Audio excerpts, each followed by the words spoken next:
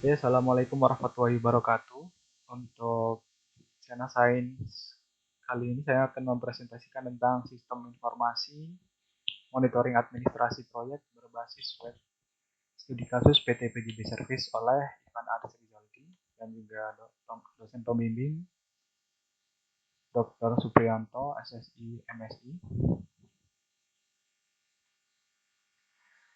Untuk abstraknya, tujuan dari penelitian ini adalah untuk memudahkan proses pelaporan perkembangan proyek dengan melalui website aplikasi dan juga dapat meminimalisir kesalahan penginputan untuk update monitoring dan juga dalam proses pengembangan ketika akan dilakukan sinkronisasi data dan mengintegrasikan monitoring pada divisi niaga proyek di PT PJB Service. Untuk yang di untuk metode yang digunakan dalam pengujian penelitian ini menggunakan metode black box yang dimana metode ini difokuskan pada sisi fungsionalitas khususnya pada input dan output aplikasi, di mana pengujian ini dilakukan di akhir pembuatan aplikasi untuk melihat apakah aplikasi dapat berfungsi dengan baik. Kemudian hasil yang didapatkan dalam penelitian ini yaitu sistem informasi ini dapat memudahkan proses pelaporan data monitoring administrasi proyek dan juga dapat membantu pengelolaan perkembangan data proyek sehingga dapat mempermudah pemantauan proyek dalam pengambilan keputusan terhadap pengelolaan proyek. Untuk metode yang digunakan untuk penelitian ini yaitu untuk metode pengumpulan datanya yaitu studi literatur, kemudian observasi langsung. Kemudian untuk metode pengujiannya adalah metode black box seperti yang telah dijelaskan pada sebelumnya. Nah, untuk flowchart pada aplikasi ini terdapat 3 bagian yaitu super admin, admin dan juga user. Untuk flowchart super admin seperti pada gambar, untuk pertama kali mulai, kemudian ini selanjutnya input username dan juga password. Kemudian ada proses validasi. Jika validasi gagal, maka akan kembali lagi ke halaman input user dan juga password. Jika valid, maka akan lanjut ke super admin ataupun dashboard admin. Di halaman admin ataupun super admin dapat melakukan input data customer, kemudian data monitoring, data PIC untuk super admin, dan juga manajemen user. Ketika ada inputan data, maka akan langsung disimpan pada database aplikasi. Flowchart admin sama seperti flowchart super admin, namun pada menu aplikasinya tidak terdapat inputan data PIC dan juga data manajemen user. Kemudian untuk flowchart user seperti pada gambar berikut, user tidak perlu login untuk melihat list data monitoring dan juga list data customer, namun data yang dilihat terbatas. Kemudian ini ada data flow diagram, di mana ada 3, user, admin, dan juga super admin. User di sini dapat melakukan cek data monitoring dan juga cek data customer saja.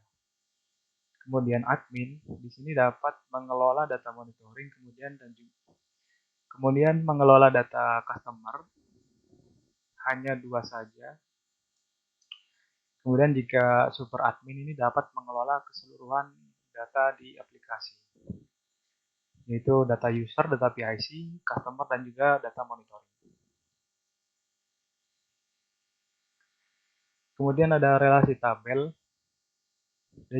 Untuk tabel yang digunakan pada aplikasi ini ada 6 tabel yaitu data nilai, data monitoring, data surat, data user, data customer, dan juga data PIC. Berikut ini adalah halaman user untuk beranda dan juga halaman login.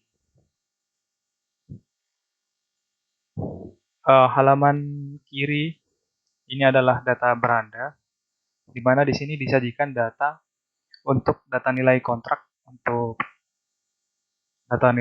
kemudian data proyek deadline, status admin, dan juga status pekerjaan. Di sebelah kanan ini adalah data screenshot aplikasi untuk halaman login ke halaman admin ataupun super admin. Kemudian masih di halaman user, ketika user menekan tombol monitoring pada menu, maka akan muncul list data proyek. Namun yang muncul hanya terbatas pada nama pekerjaan, unitnya, dan juga status admin, status pekerjaan, seperti itu saja. Kemudian ada list data customer di sebelah kiri. Ketika user klik menu customer, maka akan tampil list data customer seperti pada gambar. Kemudian ada halaman super admin ataupun admin. Jadi super admin ataupun admin ketika login, maka akan langsung muncul dashboard seperti pada halaman user awal. Jadi tampilan admin, super admin, dan juga user sama seperti ini untuk di halaman dashboard ataupun home atau beranda. Kemudian untuk halaman admin dan juga super admin ketika login, maka dapat melihat list dan juga dapat menginputkan data monitoring seperti pada gambar. Untuk gambar sebelah kiri ini adalah gambar list data monitoring, kemudian yang di sebelah kiri adalah halaman untuk menginputkan data monitoring. Terdapat beberapa inputan untuk submit datanya seperti itu.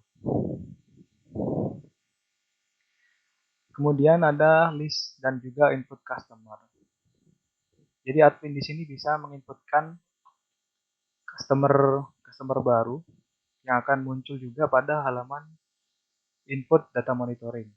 Jadi ketika otomatis customer diinputkan, maka akan muncul di list data customer dan juga akan muncul di input data monitoring.